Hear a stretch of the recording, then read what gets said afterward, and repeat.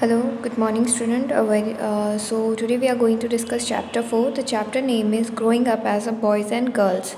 See, so chapter 4 का जो ये heading है, The Growing Up as a Boys and Girl, basically आप इससे क्या समझ रहे हैं? देखिए, इस चैप्टर में आप बेसिकली जेंडर इक्वालिटी और जेंडर से रिलेटेड चीज़ें जो हैं वो हम यहाँ पे समझने वाले हैं, किस तरह की प्रॉब्लम्स फेस करनी पड़ी है या क्या क्या चेंजेस हमें देखने को मिले हैं। Basically the growing up as a boys and girls का मतलब ये है यहाँ पे कि जब आप एक लड़की की तरह आपकी परवरिश हो रही है तो आपको किस किस तरह की फैसिलिटी और क्या क्या चीज़ें मिल रही हैं, और जब एक गर्ल को ग्रोन अप किया जा रहा है, जब उसे उसकी परवरिश की जा रही है तो उसमें क्या क्या चेंजेस आपको देखने को मिलते हैं।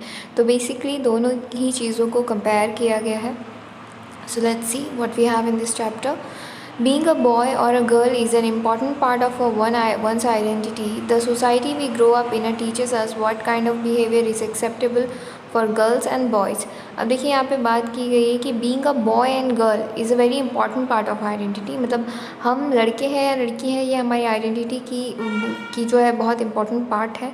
इसके साथ साथ सोसाइटी जो है हमें हमारी परवरिश करते हुए यानी जब हम ग्रोन अप हो रहे हैं उस समय हमें ये भी बताती है कि किस तरह का बिहेवियर जो है वो एक्सेप्टेबल है गर्ल्स के लिए या बॉयज़ के लिए। मतलब किस तरह का बिहेवियर आप करते हैं उन दोनों के साथ, वो चीज़ें इम्पॉर्टेंट है।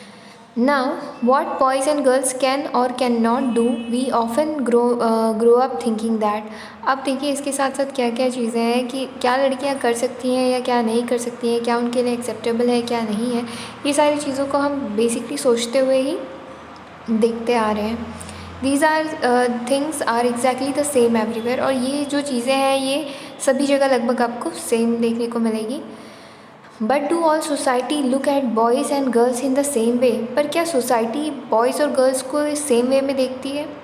We will try and answer this question in this chapter, और हम जो है इस चैप्टर में ट्राई करेंगे इन क्वेश्चंस को आंसर करने की। We will also look at how the different roles assign to the boys and girls prepare them for their future roles as a man and women. अब देखिए इसके साथ साथ जो बात की जा रही है वो क्या है कि क्या क्या रोल्स एंड रिस्पॉन्सिबिलिटी जो है एक गर्ल के लिए दी जाती है और एक बॉय के लिए दी जाती है, जो उन्हें असाइन की जाती है वो क्या क्या है, हम उसके बारे में यहाँ पे देखेंगे। Now, we will learn that most society value man and woman differently. The roles women play and the work they do are usually valued less than the roles of men play and work they do. This chapter will also examine how inequality between men and women emerge in the area of work. और इसी साथ साथ इस chapter में ये भी examine किया गया है कि किस तरह की इनइक्वालिटी जो है मैन और वुमेंस के बीच में देखने को मिलती है। Now, growing up in Samoa in the 1920s. अब देखिए यहाँ पे जो एग्जांपल लिया गया है वो समोआ का लिया गया है कि किस तरह का वहाँ पे ग्रोइंग अप चल रहा था। तो Samoa island are part of a large group of a small island in the southern part of the Pacific Ocean. In the 1920s, according to the research report on a Samoan society, children did not go to school.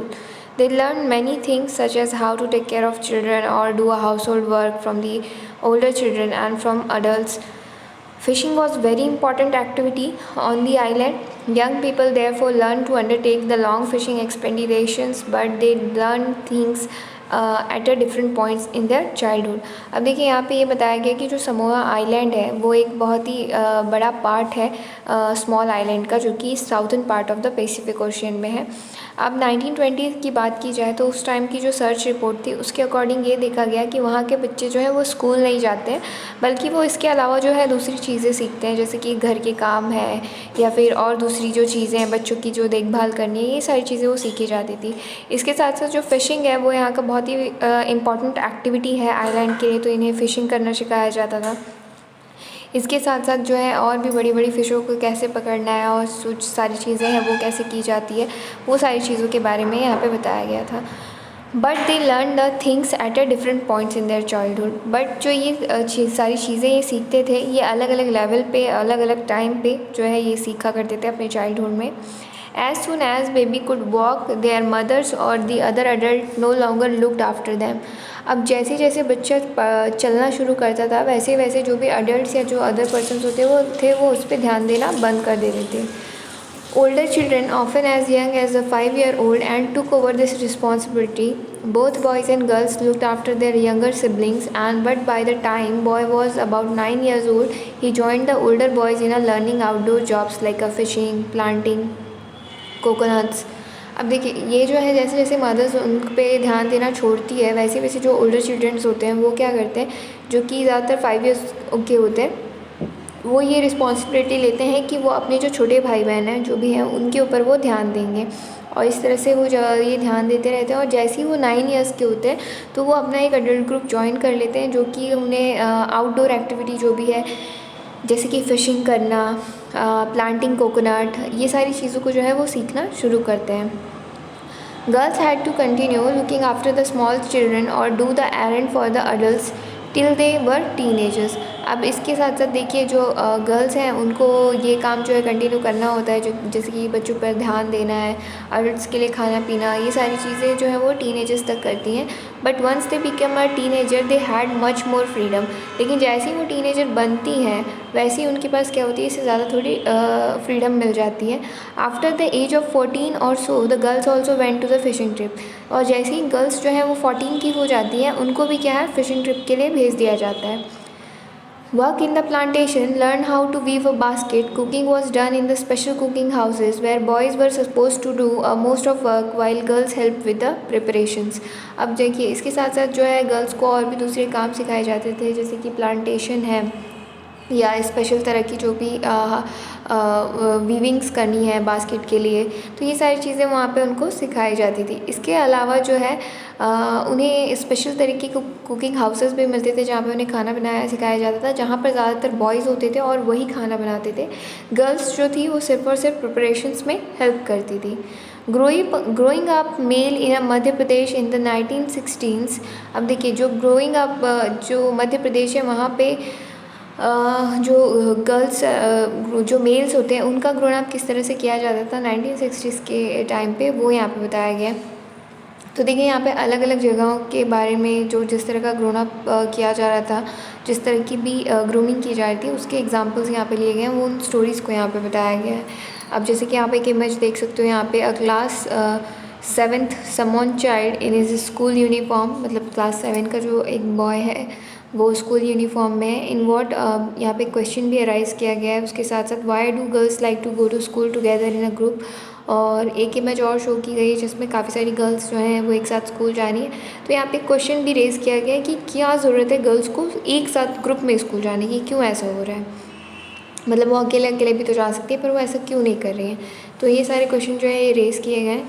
तो चलिए हम start करते हैं। Growing up male in Madhya Pradesh in 1960s, the following is adopted from the account of the experience of a being in a small town in the Madhya Pradesh in the 1960s। अब जो है यहाँ पे जो भी चीज़ें बात की गई है, जो भी तरह के एक्सपीरियंस यहाँ पे शेयर किए गए हैं स्मॉल टाउन की, मध्य प्रदेश के बारे में बताया गया है कि ये 1960s के टाइम पे लिए गए हैं। जिस भी तरह की चीज़ें वहाँ पे देखी गई है, समझी गई हैं, उन्हीं के एक्सपीरियंस के बेस्ड पे ये स्टोरी बताई गई है। From class 6 onwards boys and girls went to the separate schools. अब देखिए जो भी क्लास 6ठी है उसके बाद से बॉयज़ और गर्ल्स जो हैं वो सेपरेट स्कूल्स में जाते हैं। The girls school was designed very differently from the boys school, और जो गर्ल्स की स्कूल होती है ये बॉयज़ की स्कूल से काफ़ी ज़्यादा डिफरेंटली डिज़ाइन की जाती है। They had a central courtyard where they played in a total seclusions. अब उनके लिए एक जो है वो सेंट्रल कोर्टयार्ड होता था जहाँ पे वो काफ़ी ज़्यादा मतलब हम कह सकते हैं पर्दे के साथ खेलती थी, मतलब काफ़ी कवर होता था वो portion. Safety from the outside world, मतलब ये जो है बाहरी लोगों की आंखों से इन्हें बचाए रखते थे। The boys school has no such a courtyard and our play ground was just a big space attach to the school. और इनका जो प्ले ग्राउंड होता था बॉयज़ का, इसमें ऐसा कोई भी कोर्टयार्ड नहीं होता था, इनका जस्ट एक कॉमन सा जो होता था प्ले ग्राउंड होता था जिसमें काफ़ी सारा स्पेस होता था और ये स्कूल से अटैच होता था। Every evening one school was over, the boys watched as 100 of a school girls crowded in the narrow street. As they girls walked on the street, they look as a purposefully. This was unlike the boys who used the street as a place to stand around idling, to play, to try out a tricky ring with their bicycles. For the girls, the street was simply a place to get a straight home. The girls always whims in a group and perhaps because they also carried a fear of being a teased or attacked। अब देखिए जो girls और boys की जैसी छुट्टी होती थी तो अब आप देखेंगे कि स्ट्रीट पे जो है वो बॉयज़ ज़्यादा होते थे और गर्ल्स जो होती हैं तो उनका क्राउड काफ़ी छोटा होता था। इसके साथ साथ जो बॉयज़ होते थे वो पूरी तरह से स्ट्रीट पे फैले हुए होते थे, अपनी साइकिल की जो घंटियाँ हैं उसे बजाते रहते थे। पर गर्ल्स जो है ये एक ग्रुप में ही चला करती थी और काफ़ी डरी डरी हुआ करती थी। इनके फेस पे वो डर दिखता था कि कोई लड़का जो है उन्हें छेड़ ना दे या कोई अटैक ना कर दे। इस तरह की चीज़ें वहाँ पे देखी गई थी। After reading the two examples above, we realize that there are many different ways of growing up. Often we think that there is only one way in which children grow up. This is because we are most familiar with our own experiences. If we talk to the elders in our family, we will see that there is a childhood were probably very different from ours. अब देखिए यहाँ पे बात की गई है कि जो हम स्टोरी हम पढ़ रहे हैं वो स्टोरी कितनी ज़्यादा डिफरेंट है, मतलब किस तरह का ग्रोन अप वहाँ पे किया जा रहा है और जो हमारा चाइल्डहुड है वो जो है इससे प्रोबेबली डिफरेंट ही रहा होगा। We also realize that the we also realize that the societies make a clean distinctions between boys and girls. This begins from a very young age. We are, for example, given a different toys to play with. The boy are usually given a cars to play with the girls and the girls with the dolls. सो देखिए ये जो चीज़ है ये line जो है ये काफ़ी time पहले से चली आ रही है, मतलब हम जो है यहाँ शुरुआत से ही इसमें जो है भेदभाव करते हुए दिखते हैं। जैसे कि गर्ल्स के लिए स्पेशली डॉल्स वगैरह की चीज़ें मिली जाएंगी खेलने के लिए, बॉयज़ के लिए हम कार्स और दूसरी चीज़ें देंगे। Both toys can be lot of fun to the play with, जबकि दोनों भी टॉयज़ जो हैं वो खेलने के लिए काफ़ी ज़्यादा फनफुल हैं। Why are girls then given dolls and boys cars, लेकिन फिर ऐसा क्यों है कि सिर्फ जब गर्ल्स की बात आ रही है तो उन्हें डॉल्स दिया जा रहा है और जब बॉयज़ की बात आ रही है तो उन्हें सिर्फ कार दी जा रही है, दोनों चीज़ें क्यों नहीं दी जा रही हैं उन्हें। Toys become a way of telling children that they will have a different future when they become a man and woman. Toys जो है तो बेसिकली ये जो टॉयज़ दिए जाते थे इसके साथ साथ ही बच्चों को ये बता दिया जाता था जो भी गर्ल्स हैं या बॉयज़ हैं कि उनका फ्यूचर जो है वो डिफरेंट होने वाला है। Now we see ahead. If we think about it, this difference is created in the smallest and the most everyday things. How girls must dress and what games boys should play, and how girls need to talk softly or boys need to be tough. All these are ways of telling a children that they have a specific roles to play when they grow up to be a man and woman. Later in the life, in this affects the subjects we can study or the career we can choose. अब देखिए इसके साथ साथ इन्हें ये भी बताया जाता था कि बॉयज़ को किस तरह से बिहेव करना है और गर्ल्स को किस तरह से बिहेव करना है, कितना सॉफ्टली गर्ल्स को बात करना है, बॉयज़ को कितना ज़्यादा टफ रहना है। इसके साथ साथ जो है उन्हें किस तरह का करियर चूज़ करना है, ये सारी बातें जो है ये बचपन से ही उनकी रोल्स एंड रिस्पॉन्सिबिलिटीज़ उनको क्लियर कर दी जाती थी। In most societies, including our own, the roles men and women play or the work they do are not valued equally. Man and woman do not have the same status. Let us look at how this difference exists in the work done by a man and woman. अब यहाँ पे ये भी बोला जा रहा है कि अगर आप बहुत सी सोसाइटी को देखें, अगर ये अपनी ही सोसाइटी की बात करें तो आप देखेंगे कि जो रोल्स एंड रिस्पॉन्सिबिलिटी है मैन और वुमेन की वो अलग अलग है, जिस तरह की वो काम कर रहे हैं और उनका वैल्यू भी जो है वो इक्वली नहीं है, वो अलग अलग है। इसके साथ साथ जो मैन और वुमेन है इनका स्टेटस भी डिफरेंट है और इनका एग्जिस्टेंस भी जो है वो डिपेंड करता है उनके काम के हिसाब से। अब देखिए यहाँ पे एक स्टोरी बताई गई है, वो स्टोरी अब हम देखेंगे। My mother does not work. अब ये जो है स्टोरी की हेडिंग है, चलिए हम देखते हैं मेन स्टोरी में क्या है। माँ, we are going on a school excursion and Rosie ma'am needs a volunteer, can't you take a holiday from office and volunteer. अब देखिए जो गर्ल है वो बात कर रही है कि मैम हम जो स्कूल की एक ट्रिप है उसमें जा रहे हैं, तो रोज़ी मैम ने कहा है कि क्या उन्हें वॉलंटियर्स की ज़रूरत है, तो क्या आप छुट्टी लेके एज वॉलंटियर हमारे साथ चल सकती हैं। Now what she is saying, let we see. Hermite's mother always come from an exclusion because she doesn't work. Sonali, how can you say that? You know that the Jaspreet auntie is at 5 a.m. every day and every day doing all the housework. अब देखिए इसके साथ साथ जो हमीद की mother है वो उसके बारे में वो बता रही है। वो गर्ल की जो हमीद की मम्मा है वो हमेशा एक्सक्लूजन्स में आती हैं बिकॉज क्योंकि वो काम नहीं करती। तो सोनाली ने कहा कि आप ये जो उनकी मदर हैं, जो गर्ल बात कर रही है उनकी मदर कह रही हैं कि सोनाली तुम ऐसा कैसे कह सकती हो, यानी जो लड़की है उसका नाम क्या है, सोनाली है, and she was talking about her friends mother, and now her mother is saying like Sonali कि तुम ऐसी बातें कैसे कर सकती हो, तुम्हें पता है जो जसप्रीत आंटी हैं वो सुबह 5 बजे उठ जाती हैं और उसके बाद से वो काम ही करते रहती हैं पूरे घर की, तो तुम ऐसे कैसे कह सकती हो कि शी डजंट वर्क। तो अब देखिए बेटी क्या कह रही है, yes but that's not real work, it's just a house work. तो अब उसकी मम्मा ने क्या कहा, मतलब बेटी ने क्या कहा कि हाँ वो करती हैं बट वो रियल काम नहीं है, वो सिर्फ घर के काम करती हैं। Oh that's what you think, do you, let's go over to their house and ask Jaspreet what she thinks. अब उनकी मम्मा ने कहा है, यानी सोनाली की मम्मा ने, कि अच्छा तो तुम ऐसा सोचती हो तो चलो एक काम करते हैं, हम उसके घर चलते हैं और देखते हैं कि जसप्रीत आंटी का रिएक्शन क्या होता है इस पर। तो एट द सिंग्स हाउस, अब जब हम उनके घर गई हैं तो चलिए देखते हैं क्या बातचीत हो रही है। Harsharan, Shonali thinks that your wife is not working person, and but it's that correct auntie, my mother is a housewife, she does not work।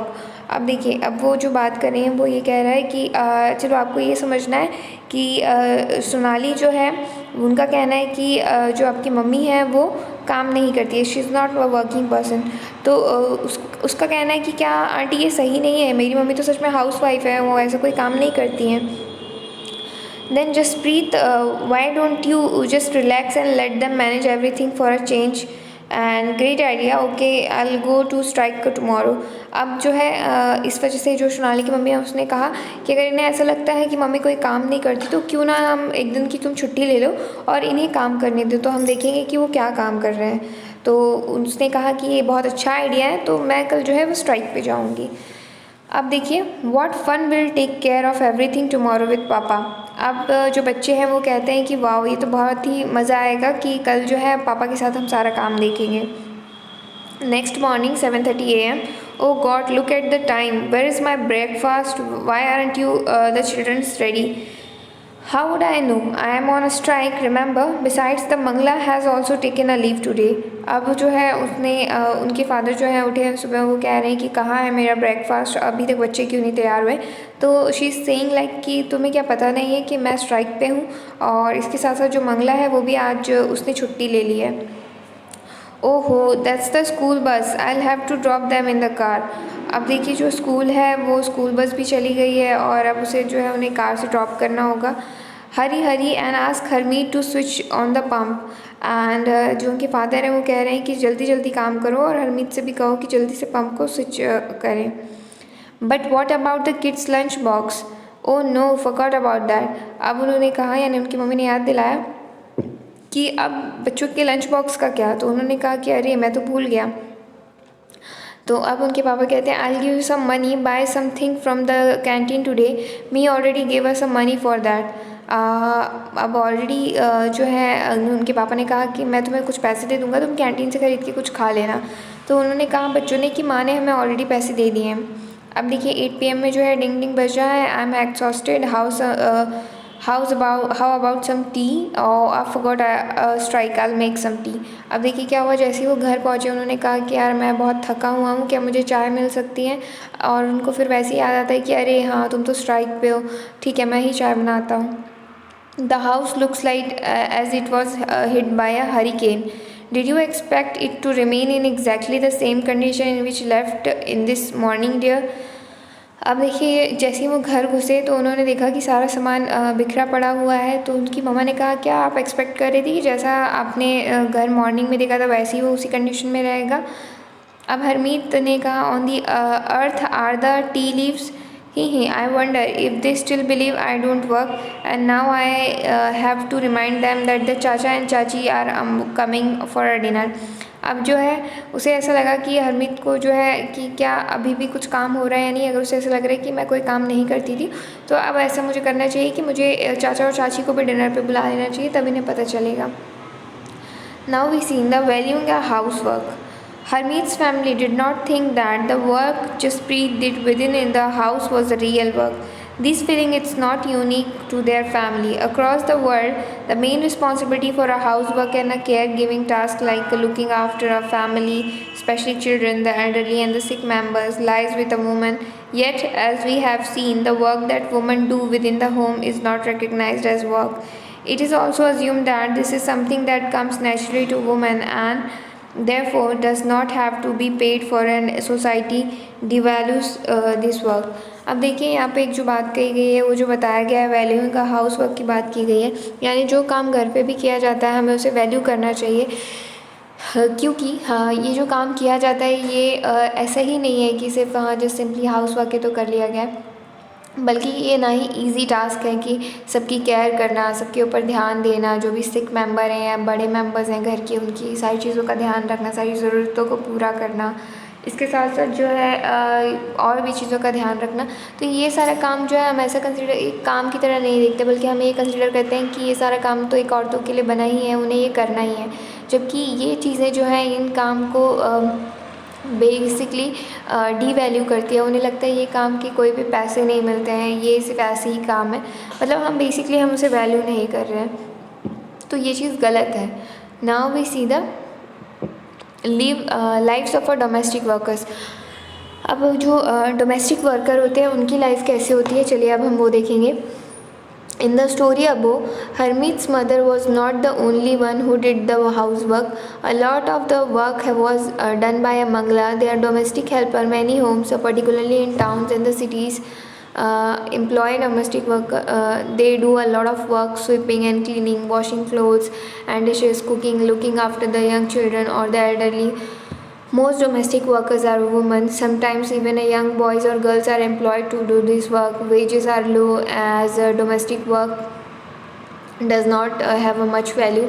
A domestic worker's day can begin on early as 5 in the morning and as late as at 12 at night. Despite the hard work they do, their employer often do not show them much respect. This is what Melanie,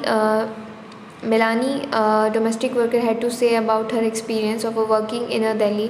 अब देखिए यहाँ पे जो है life जो है domestic workers की कैसी होती है उसके बारे में बताया गया है, मतलब जो घर पे काम करने के लिए हाउसमेट्स आती हैं उनकी ज़िंदगी किस तरह की होती है। तो बेसिकली यहाँ पे बताया गया है कि वो जो है घर के से रिलेटेड जो भी डोमेस्टिक के काम होते हैं वो सारे करती हैं, जैसे कि झाड़ू है, पोछा है, बर्तन है, कपड़े धोना और भी सारी चीज़ों की साफ़ सफाई, सारे काम करती हैं। लेकिन कभी भी उनके एम्प्लॉयज़ जो हैं वो उनको इतनी रिस्पेक्ट नहीं देते। तो एक पर्सन ने मिलानी जो है उनकी वर्किंग लाइफ जो एक्सपीरियंस है उनका, जो कि दिल्ली में काम करती है, उनसे वो एक्सपीरियंस लेके शेयर किया गया है। My first job was with in a rich family that lived in a 3 story house. तो चलिए अब हम देखते हैं उनकी लाइफ कैसी है। उनका कहना है कि जो उनकी फ़र्स्ट जॉब थी वो काफ़ी रिच फैमिली के यहाँ पे थी। ये ऐसा फैमिली था जिनका मतलब 3 मंजिला जो था उनका घर था, मतलब उनकी हाउस जो थी वो 3 फ्लोर की थी। The memsahib was a very strange as she would shout to get any work done. और जो इनकी मैडम जी थी, मतलब जो उस घर की मालकिन थी, वो बेसिकली वो इतनी ज़्यादा अजीब थी कि अगर उन्हें कोई काम कराना है तो वो इतना ज़्यादा चिल्लाती थी और चाहती थी कि वो काम जल्दी से जल्द हो जाए। My work was in the kitchen, और जो उनका काम था वो उनका किचन में काम था। There were 2 other girls who did the cleaning, और इसके साथ साथ जो थी वहाँ पे 2 लड़कियाँ और थी जो घर का क्लीनिंग का काम करती थी। There were Our day would begin at 5 o'clock for the breakfast. We would get a cup of tea and 2 dry rotis. We could never get a third roti in the evening. When I cooked the food, the other girls would beg me to give them an extra roti. I would secretly give it to them and then make an extra one for myself. We were so hungry after working, though the day we would not wear chappals in the house. In the winter, our feet would swell up in the cold, and I used to feel scared of the Mem Sahab, but also felt the angry and humiliated. Did we not work all the day? Did we not deserve to be treated with some respect? अब देखिए ये जिस घर में काम करती थी, इनका घर का काम जो है बेसिकली किचन में होता था।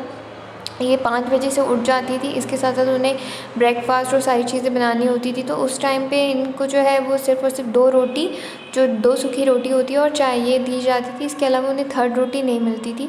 और इसके साथ साथ जो 2 लड़कियां और काम करती थी वो हमेशा बेग करती थी इस चीज़ के लिए कि प्लीज़ एक और रोटी मिल जाए हमें, तो वो उनके लिए एक एक एक्स्ट्रा रोटी बनाती थी सीक्रेटली और उन्हें देती थी।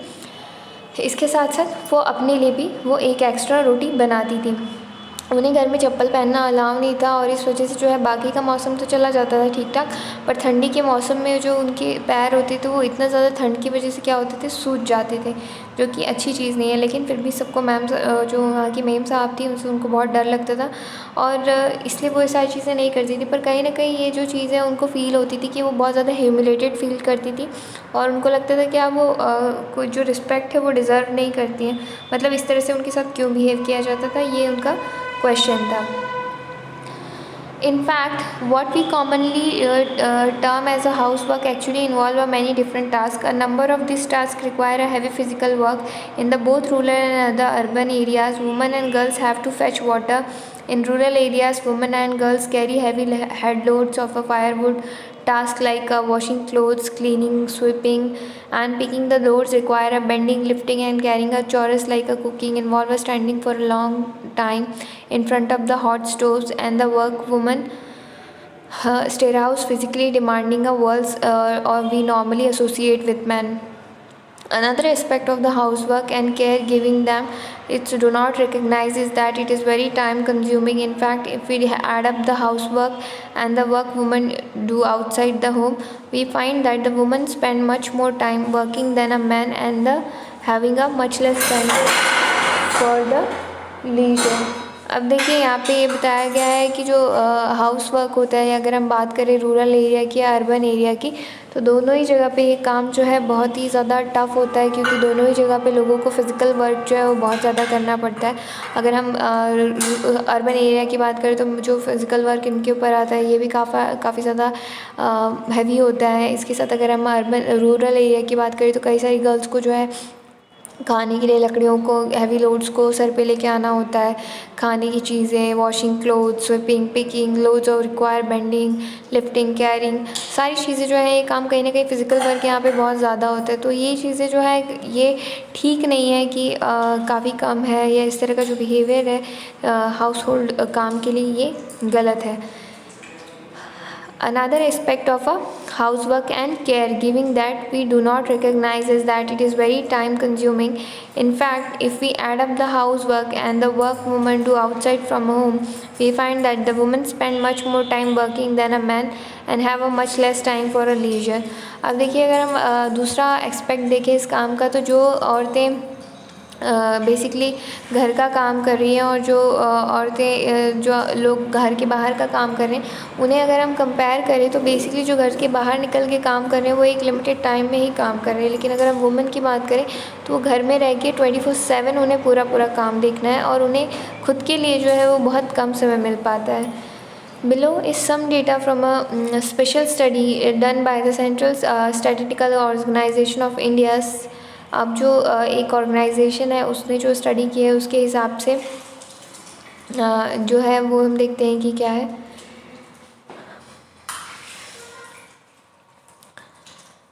वुमेन्स वर्क एंड इक्वालिटी, देखिए यहाँ पे टेबल बना हुआ है कि स्टेट्स की बात करिए, Haryana, Tamil Nadu.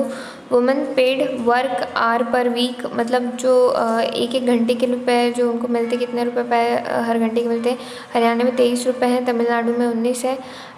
Women unpaid house work hours per week, अब पर वीक के हिसाब से जो उन्हें पैसा मिलता है वो 30 रुपये है, 35 रुपये है, तो टोटल कितना हुआ। मैन की अगर बात करें तो उन्हें कितना पैसा मिल रहा है। तो ये कहीं ना कहीं जो है ये नंबर्स जो है, नंबर्स पे हमें सोचने की ज़रूरत है। वुमेन्स वर्क एंड इक्वालिटी, अब हम औरतों की जो काम है उनकी इक्वालिटी की अगर हम बात करें, as we have seen, the low value attached to the woman's household and the caregiving work is not an individual or a family matter. It is a part of a larger system of the inequality between men and women. It therefore has to be a deal with the action, not just as the level of the individual or the family, but also by the government. As we know now know that equality is an important principle of our constitution. The constitution says that being a male or female should not become a reason for discrimination. In reality, inequality between the sexes exists the government for this and taking a positive steps to the remedy the situation. For example, it recognizes that burden of child care and the housework falls on a woman and girls. अब देखिए ये जो चीज़ें चली आ रही हैं इसमें कहीं ना कहीं जो है ये बहुत कुछ गलत है कि जिस तरह का इनइक्वालिटी का बिहेवियर यहाँ पे लिया गया है, जिस तरह से काम की चीज़ें अदर चीज़ें देखी जाती हैं, तो कहीं ना कहीं गवर्नमेंट को इस पर इम्पॉर्टेंट कंट्रीब्यूशन देने की ज़रूरत है। और वो इस चीज़ को समझती है कि चाइल्ड का जो भी केयर है प्लस इसके साथ साथ जो भी हाउस वर्क है, इन सारी चीज़ों का ध्यान देना बहुत ज़्यादा ज़रूरी है जो वुमेंस और गर्ल्स हैं उनके लिए। तो इस पे जो है उन्होंने पॉजिटिव स्टेप लिया है ताकि इस चीज़ को बढ़ावा मिले। This naturally has an impact on whether the girls can attend school. It determines whether the woman can work outside the house and what kind of jobs, career they can have. The government has set up Anganwadis or child care centers in the several villages in the country. The government has passed the laws that make it mandatory for the organization that have more than 30 women employed to provide a creche facility, and the provision of a creches helps many women to take up employment outside the home. It is also make the possible for more girls to attend the schools.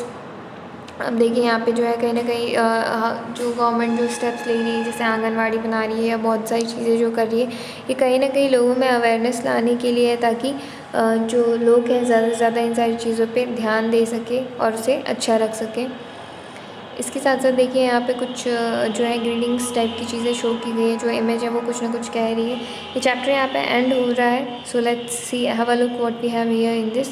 C what do you think about this poster trying to say. अब यहाँ पे जो picture है वो आपको क्या बताने की कोशिश कर रहा है। देखिए, मैं हर कहीं मौजूद हूँ, मेरी अनदेखी और नहीं असंभव कौन सी वह तुम्हारी उपलब्धि जिसमें मेरा वही यह भाग है, औरत को चाहिए अपना अधिकार।